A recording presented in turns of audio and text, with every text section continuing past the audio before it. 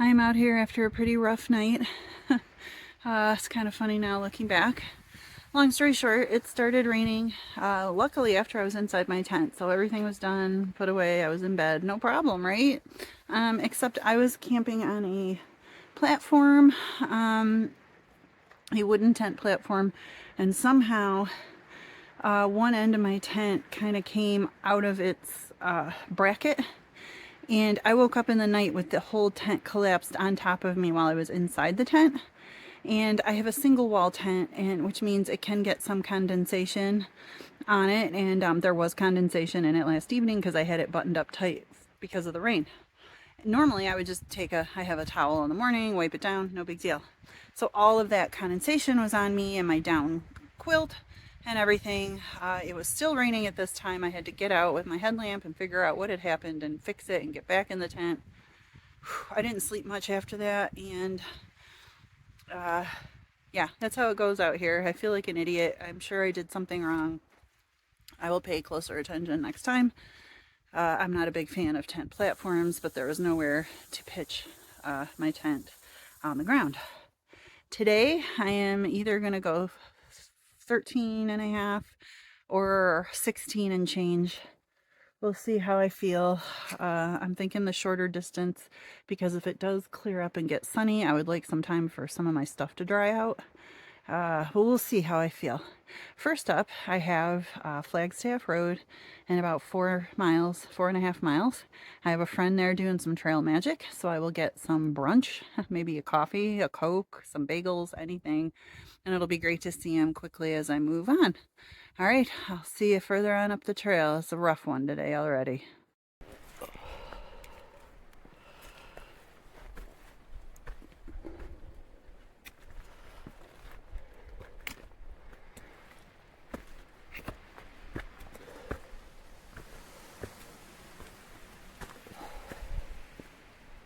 Made it to the summit of Little Bigelow. It's a good thing. It is forested in, there's no view. I couldn't see views the whole way up anyway. It's totally fogged in. Forecast said it's going to be sunny today, so I don't know if it's going to burn off or what. I hope so.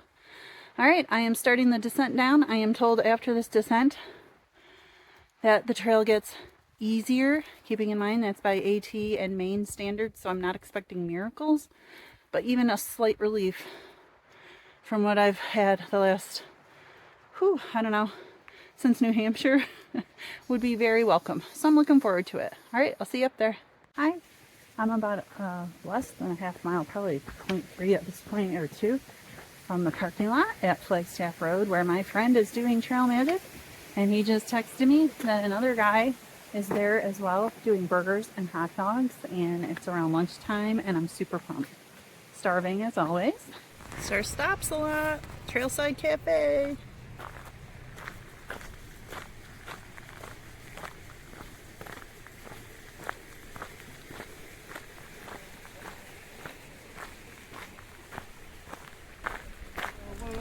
Goodbye to you. I'm off to the subway. Oh my gosh, that was amazing, you guys. I got to enjoy some hot dogs with mustard and pickles and Dr. Pepper and Doritos. And my friend Steph played a little song. I got to play with a beautiful dog, Jack, who just wanted to fetch. And now I have a belly full of hot dogs. And I'm back on the trail. The sun came out. It's beautiful. It was real sketchy this morning. It's amazing how that happens. By 10 o'clock, it's like blaring sun. A beautiful, beautiful day out here. The trail is gentler.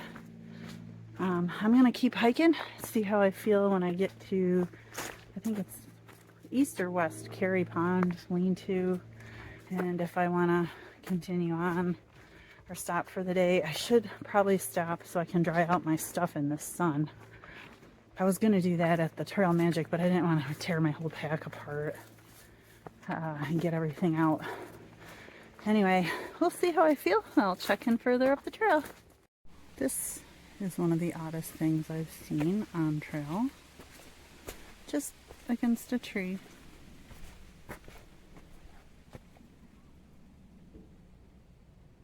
Can't find the owner anywhere. We are near a road.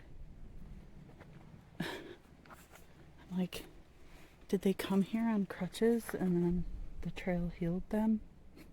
They walked away. So bizarre. I need to know the story behind this. Hey there, I have about 3.4 miles to camp where I've decided to stay at the shelter, not the stealth site. This has been a great day, as most of them all are overall.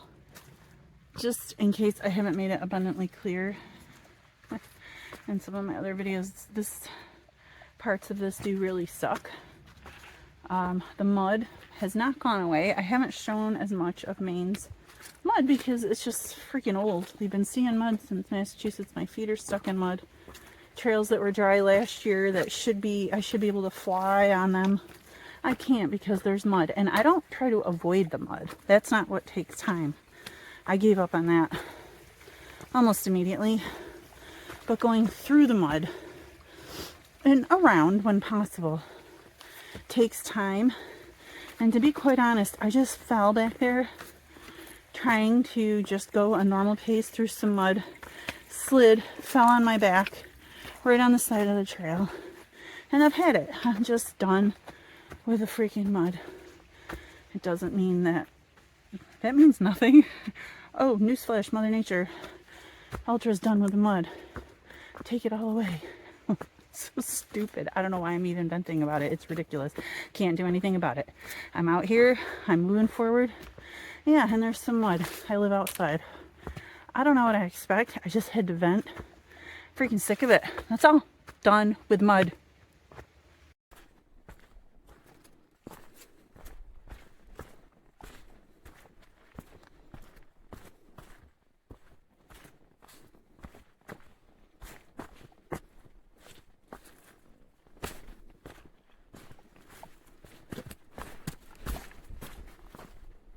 To add to a positive spin for today, I met my first trail kitty cat. I was talking to a hiker for about 5 minutes and she introduced herself. Hi, I'm Casper and this is Spook, and unzipped a front pouch, and I thought, oh, she has a little stuffed animal or something she's carrying. No, it was a little black and white kitty. He was very sleepy. He was in his little pouch, but when he's awake, he rides on her shoulder. He's 5 months old. She's had him on trail for 2 months. And it was fascinating talking to her about how he does. He loves the tent. He went for a swim this morning at one of the ponds. I mean, very briefly. She thinks he was chasing a dragonfly, but I thought that was pretty cool. Also, I am camping on a pond. Well, the shelter's near the pond, and I'm going to try to go swimming. These ponds in Maine are gigantic. I don't understand how they're ponds and not lakes and what differentiates them. But this one pond I have been seeing for so long, and I'm still a half mile from the shelter. Oh, I almost slipped in mud. You can see it there in the background, some of the boulders. So I'm excited to go for a dip and maybe cook dinner down by the pond if the bugs aren't too bad. Speaking of that, I have to get back to work because womp womp, back in the mud. West Carey Pond. I have to look under the tree. The access point here is very rocky and I don't want to walk in with my phone.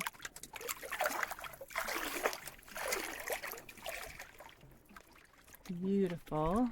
I don't know if you can see way over there, there's some people fishing. And I'm going to go for a swim. The loons are calling. It's beautiful.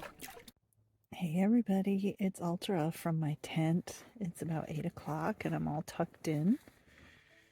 I wanted to say that my day ended in the most wonderful way. I got to go for a swim. I am camped at the I think it's the West Carey Pond lean-to. I have my tent set up on a beautiful big flat tent site, and there's 2 nice men, older dudes that are hiking together. They are over in the lean-to.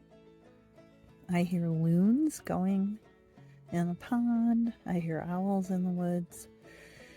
And I think tomorrow's going to be a great day. As long as my tent does not collapse on me again tonight. I think I figured out what I did wrong. And it definitely shouldn't happen because I'm not on a platform, I'm on the ground and I know what I'm doing. It's the platforms that give me trouble, and it's not raining tonight. It's a beautiful night. I have the sides of my tent open and just lovely. Anyway, I wanted to say good night and I will see y'all tomorrow. Night night.